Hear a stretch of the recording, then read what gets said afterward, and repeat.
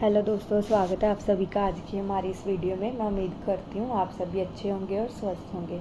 तो दोस्तों, आज की इस वीडियो में हम जो एसएससी की तरफ से एमटीएस एंड हवलदार की वैकेंसीज़ निकाली गई हैं उसके बारे में सारी जानकारी लेंगे कि कौन कौन इस पोस्ट को फिल कर सकता है, हमारे पास कितनी वैकेंसीज़ रहेंगी, क्या इसकी लास्ट डेट रहेगी और इसको फिल करने के लिए क्या प्रोसेस रहेगा, वो सब हम इस वीडियो में देखेंगे। तो दोस्तों, अगर आप हमारे चैनल पर नए हैं तो हमारे चैनल को सब्सक्राइब कर लीजिए ताकि आगे आने वाली सारी वीडियोज़ की जानकारी आपको समय से मिलती रहे। तो दोस्तों, आइए देख लेते हैं। एसएससी की वेबसाइट के बारे में हमें सबसे पहले बताया गया है, जो कि आपके पास रहेगी ssc.gov.in।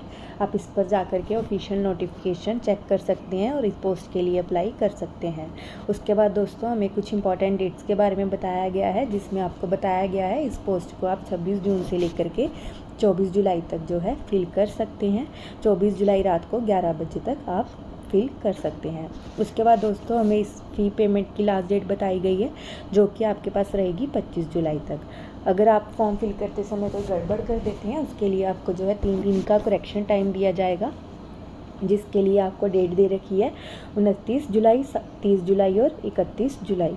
और उसके बाद जो आपका कंप्यूटर बेस्ड एग्जामिनेशन रहेगा वो आपका सितंबर अक्टूबर में ले लिया जाएगा, 20 सितंबर से लेकर के 24 अक्टूबर तक। उसके बाद दोस्तों, आपको एक टोल फ्री हेल्पलाइन नंबर दे रखा है। अगर आपको फॉर्म फिल करते समय कुछ भी प्रॉब्लम आती है तो आप इस नंबर पे कॉल करके सारी जानकारी ले सकते हैं।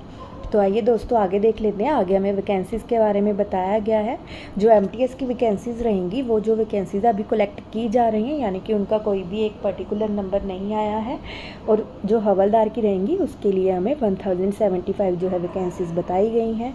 तो दोस्तों, हमारे पास ये वैकेंसी सिलेक्शन तक बढ़ जाती हैं, इसीलिए आप जल्दी से जल्दी इस पोस्ट के लिए अप्लाई कर दीजिए। उसके बाद दोस्तों, हमें रिज़र्वेशन के बारे में बताया गया है। उसके बाद हमें एज लिमिट बताई गई है, यानी कि कौन कौन इस पोस्ट को अप्लाई कर सकता है, उनके लिए क्या एज लिमिट होनी चाहिए। हमारे पास 2 एज ग्रुप बताए गए हैं, 18 से लेकर के 25 साल तक एमटीएस के लिए, और उसके बाद 18 से लेकर के 27 साल तक हवलदार के लिए और एमटीएस की कुछ पोस्ट के लिए, यानी कि कुछ डिपार्टमेंट्स में जो एमटीएस की पोस्ट रहेगी उसके लिए जो रिक्वायरमेंट रहेगी एज की, वो 18 से लेकर के 27 साल तक की रहेगी। तो दोस्तों, इसके बाद आपको कुछ एज रिलैक्सेशन के बारे में बताया गया है, जो कि SC ST के लिए 5 साल की रहेगी, OBC के लिए 3 साल की रहेगी, PWBD जो अनरिजर्व्ड EWS से बिलोंग करते हैं उनके लिए 10 साल की रहेगी, OBC के लिए 13 की रहेगी, SC ST PWBD के लिए 15 साल की रहेगी। उसके बाद दोस्तों, जो एक्स सर्विसमैन रहेंगे उनके लिए 3 साल की जो है हमें एज रिलैक्सेशन दी गई है।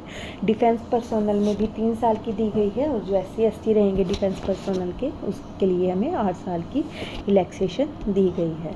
उसके बाद जो हमारे पास सेंट्रल गवर्नमेंट सिविलियन एम्प्लॉयज़ रहेंगे उनके लिए हमारे पास जो है 40 साल तक की एज के लिए रिलैक्सेशन दी गई है। और उसके बाद जो हमारे बाकी के जो उनके कम 3 साल अभी रेगुलर सर्विस को नहीं हुए हैं उनके लिए हमारे पास 45 साल तक की एज दी गई है।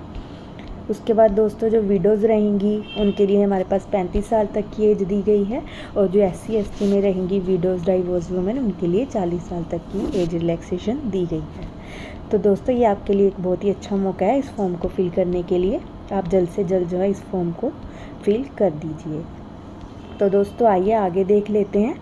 आगे हमें बताया गया है कि आप इस फॉर्म को कैसे फिल कर सकते हैं और इसके लिए आपकी एजुकेशन क्वालिफ़िकेशन क्या रहेगी। एजुकेशन क्वालिफ़िकेशन देखें तो इसमें आपकी मैट्रिकुलेशन जो है पास होनी ज़रूरी रहेगी, यानी कि आपको 10th पास होना ज़रूरी रहेगा, या फिर कोई भी आपके पास इक्विवेलेंट जो है जो एग्ज़ामिनेशन है वो क्लियर होना कंपलसरी रहेगा, जो कि 1/8/2025 से पहले हो जाना चाहिए। उसके बाद दोस्तों, आपको बताया गया है कि आप इस फॉर्म को कैसे अप्लाई कर सकते हैं। जैसा कि मैं आपको पहले भी बता चुकी हूँ, इस फॉर्म को आप इनकी ऑफिशियल वेबसाइट जो कि रहेगी ssc.gov.in, इस पर जाकर के अप्लाई कर सकते हैं, जिसका लिंक मैं डिस्क्रिप्शन में दे दूँगी, आप वहाँ से भी इसे चेक कर सकते हैं। तो आइए दोस्तों, आगे देख लेते हैं। आगे आपको जो है एप्लीकेशन फ़ीस के बारे में बताया गया है। जो आपकी एप्लीकेशन फ़ीस रहेगी वो 100 रुपये रहेगी, और ये सिर्फ मेल कैंडिडेट के लिए रहेगी। जो वुमेन कैंडिडेट है उनको कोई भी फ़ीस पे नहीं करनी है, और जो SC ST से बिलोंग करते हैं उनके लिए कोई भी फ़ीस नहीं रहेगी। PWBD के लिए कोई भी फ़ीस नहीं रहेगी। एक्स सर्विसमैन हैं जो, उनके लिए भी कोई भी फ़ीस नहीं रहेगी। तो दोस्तों आइए आगे देख लेते हैं। आगे आपको window for application form correction बताई गई है, जो कि मैं आपको पहले ही बता चुकी हूँ। आपको 3 दिन का समय दिया जाएगा, 29, 30 और 31 जुलाई का। अगर आपसे कोई भी गड़बड़ हो गई है, फॉर्म में कोई भी डिटेल गलत फिल हो गई है, तो आप इसे जो है करेक्ट कर सकते हैं। और जो फर्स्ट करेक्शन है उसके लिए आपको 200 रुपये पे करने पड़ेंगे, और सेकेंड करेक्शन के लिए आपको 500 रुपये पे करने पड़ेंगे।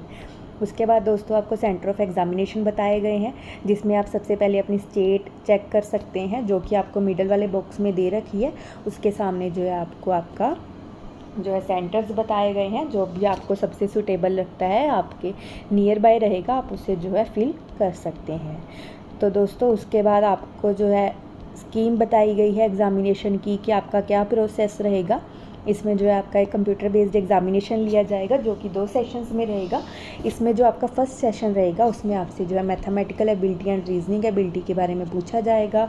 इसके आपके पास 20-20 क्वेश्चन रहेंगे, जो कि हर एक क्वेश्चन 3 मार्क्स का रहेगा। तो 60-60 मार्क्स के आपके जो है टोटल क्वेश्चन बन जाएंगे। उसके बाद इसके लिए आपको जो है 45 मिनट्स का टाइम दिया जाएगा। और जो सेशन 2 रहेगा उसमें आपसे general awareness and English language के बारे में पूछा जाएगा। इसके आपसे जो है 25 क्वेश्चंस पूछे जाएंगे, और ये भी 3 मार्क्स का एक क्वेश्चन रहेगा। तो 75 मार्क्स के जो है आपके दोनों सेक्शंस बन जाएंगे। तो दोस्तों इसके लिए भी आपको 45 मिनट्स का टाइम जो है दिया जाएगा। तो ये 2 सेशंस में आपका जो है CBT लिया जाएगा, यानी कि कंप्यूटर बेस्ड एग्जामिनेशन लिया जाएगा। उसके बाद दोस्तों आपको सिलेबस बताया गया है आपके CBT का, जो कि सबसे पहले आपको मैथमेटिकल एबिलिटी का सिलेबस बताया गया है। उसके बाद आपको रीजनिंग का सिलेबस बताया गया है। उसके बाद जनरल अवेयरनेस, और उसके बाद इंग्लिश लैंग्वेज का।